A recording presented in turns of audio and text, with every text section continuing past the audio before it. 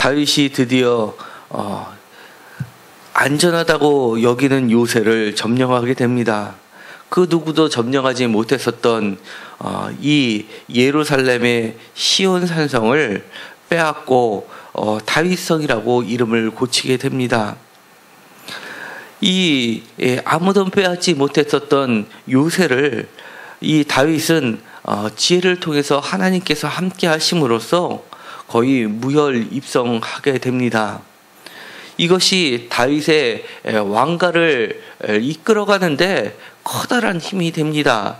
이제는 안전하게 이 다윗성을 기반으로 안정적인 정치를 펴나갈 수 있게 됩니다.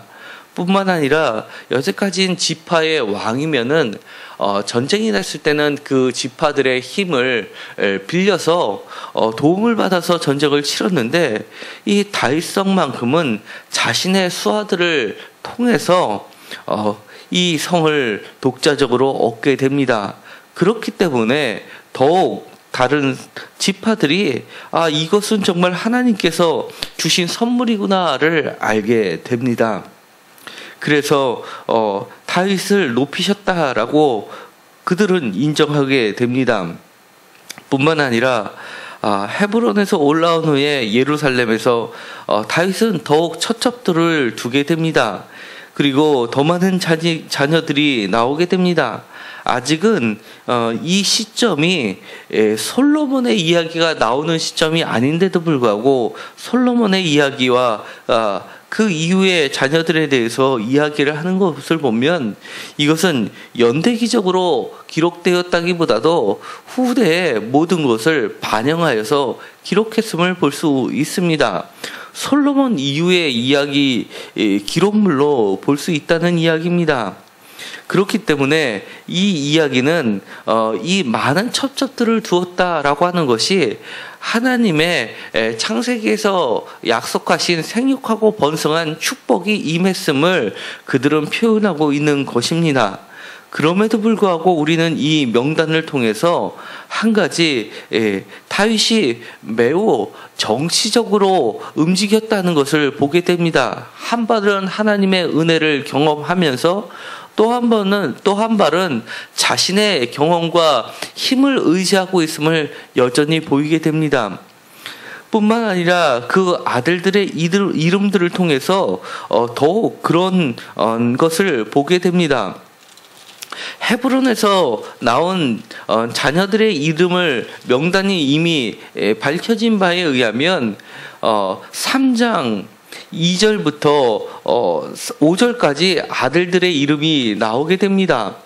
우리가 알고 있기로는 하나님이라고 하는 여호와 하나님이라는 것이 마치 하나의 이름처럼 들리지만 사실은 하나님이라고 번역된 것은 엘을 번역한 거고 여호와를 번역한 것은 야훼를 번역한 겁니다.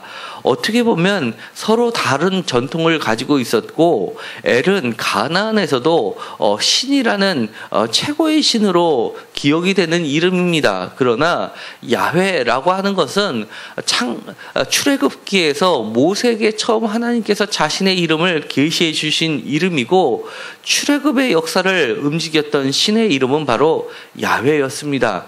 그래서 그 이름들이 야라는 이름들을 통해서 야훼라는 신명을 집어넣으면서 자신의 야훼 신앙을 드러냈을 때 사용하고 있었습니다.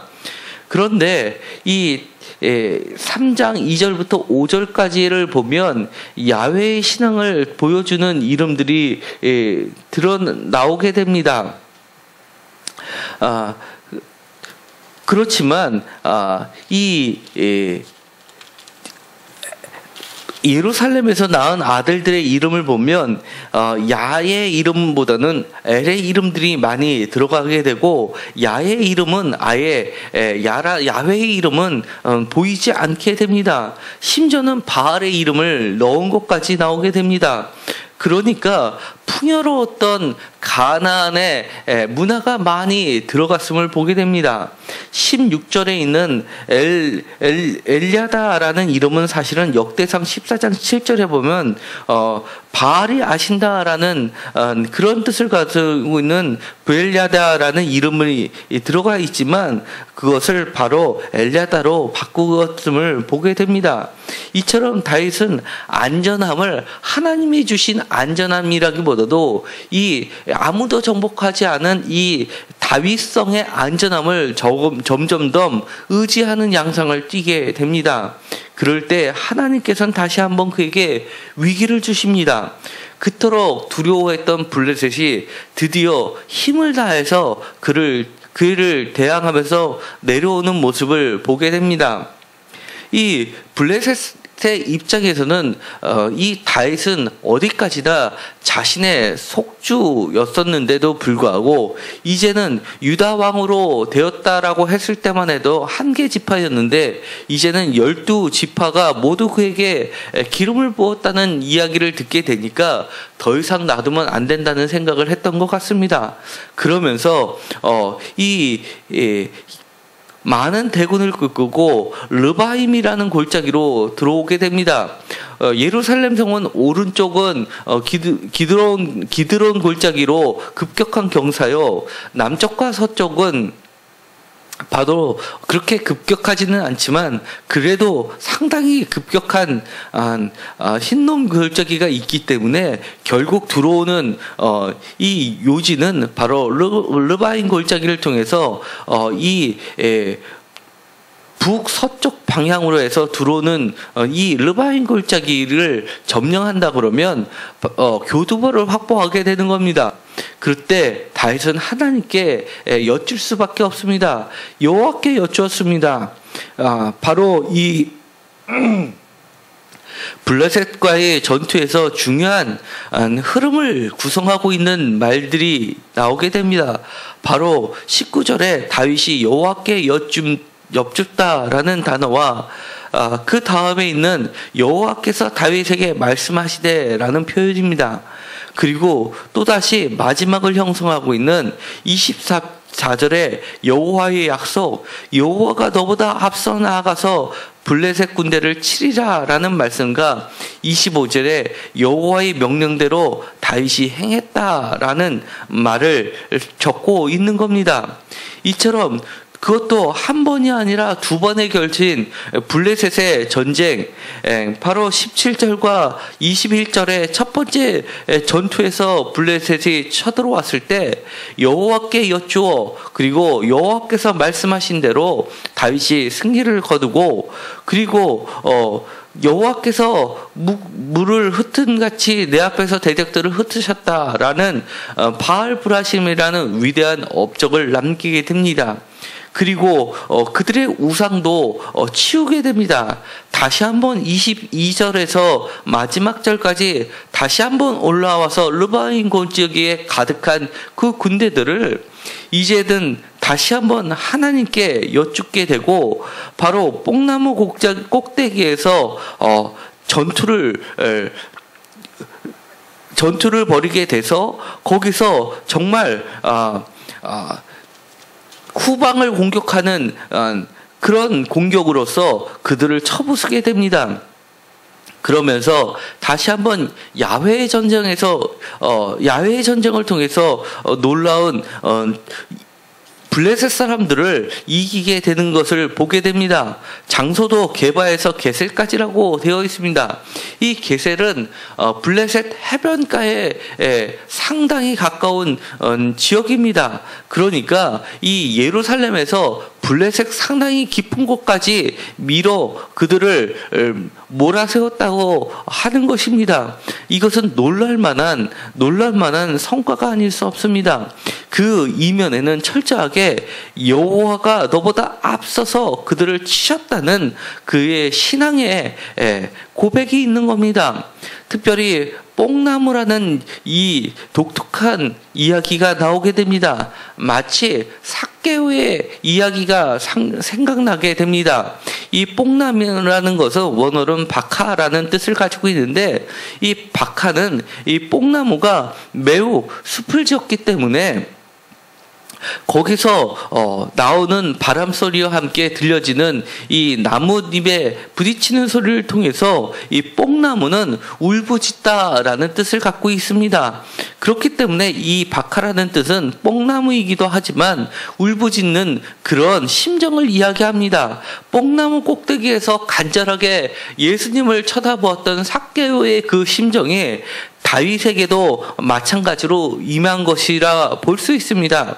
그들이 정말 르바임 골짜기에서 한 번의 실패를 거듭하면서 두 번째는 결코 질 수 없다라고 만만의 준비를 가지고 쳐들어온 블레셋 사람들을 정말 간절하게 하나님 앞에 이번만큼은 꼭 이기게 해달라는 그런 간절한 심정을 그들이 울부짖듯이 하나님 앞에 매달리는 것을 보게 됩니다. 그러자 하나님께서는 그들을 앞서서 그들을 치시게 되면서 그들의 심장부를 겨냥해서 게셀까지 그들을 몰아내시는 모습을 보게 되는 겁니다. 때로는 이 안전이, 이 다윗 성이라고 하는 그 안전이 다윗의 신앙을 뒤로 물러서게 합니다. 이제는 하나님을 의지하는 것보다는 자신의 이렇게 되어온 업적과 그 산성을 의지하게, 환경을 의지하게 됐던 다윗에게 다시 한번 피할 수 없는 그러한 위기 상황을 통하여서 다시 한번 야훼 신앙으로 바짝 돌아서게 만드십니다. 그리고는 철저하게 여호와께 여쭙고 여호와께 말씀하시는 것을 듣게 하시는 은혜를 경험하고, 또 그 하나님께서 여호와께서 하신 대로 그대로 그 명령대로 순종하는 다윗을 통해서 여호와는 먼저 앞서 행하시는 모습을 보여주게 됩니다. 그러면서 다시 한번 다윗을 이제는 블레셋이라는 거대한 세력 앞에서 안전하게 그를 지켜주시는 모습을 확고히 그 왕조를 튼튼하게 세우시는 모습을 보여주십니다. 이제는 은혜 위에 은혜를 더하시는 모습을 보여주신 것입니다. 다윗성도 실제로는 하나님께서 거의 무혈협성으로 선물로 주셨고, 그리고 이 블레셋과의 전투도 선물로 승리로 주신 하나님의 은혜를 다윗은 잊으면 안 된다는 것을 다시 한번 보여주시는 겁니다. 우리의 삶 가운데 우리도 때로는 지금까지 우리가 존재하는 것이 하나님의 은혜라는 것을 고백하면서도 실질적으로는 그 주신 안전이 한쪽으로는 하나님의 놀라운 섭리를 인정하지만 그것이 어느 정도는 나의 성과와 나의 노력이었다라고 생각하는 수가 있게 됩니다. 그럴 경우에 나의 신앙은 다시 한번 위기로 가고 있음을 깨달을 필요가 있습니다. 언제나 그 위기가 있던 없던 하나님께서 나에게 주신 선물이라는 걸, 은혜라는 것을 잊지 않는 그런 신앙인이 되기를 간절히 소망합니다. 기도하기로 하겠습니다. 하나님, 때때로 우리에게 주시는 위기는 더욱 하나님 앞에 야훼의 신앙을 회복하라고 주시는 그런 기회임을 우리는 깨닫게 됩니다. 다시 한번 위기 앞에서 우리의 신앙을 점검할 수 있게 하여 주시옵시고, 더 큰 하나님의 은혜를 경험할 수 있게 하여 주시옵소서. 지금까지 있었던 모든 것이 하나님의 선물이요 하나님의 은혜라는 것을 다시 한번 고백합니다. 우리가 야훼의 신앙에서 멀어지지 않게 하여 주시옵시고, 날마다 하나님께 묻고 하나님의 음성을 듣고 그 주신 말씀대로 우리가 순종하는 자들이 되게 하여 주옵소서. 뽕나무 위에서 간절히 하나님께 울부짖었던 그 심정이 우리의 심정이 되게 하여 주시옵시고, 위기 때마다 하나님께서 앞서 움직이시면서 적군의 심장부를 겨누고 그들을 멀리 내치신 그 놀라운 경험이 저의 삶의 간증이 되게 하여 주옵소서. 예수 그리스도의 이름으로 기도드렸습니다. 아멘.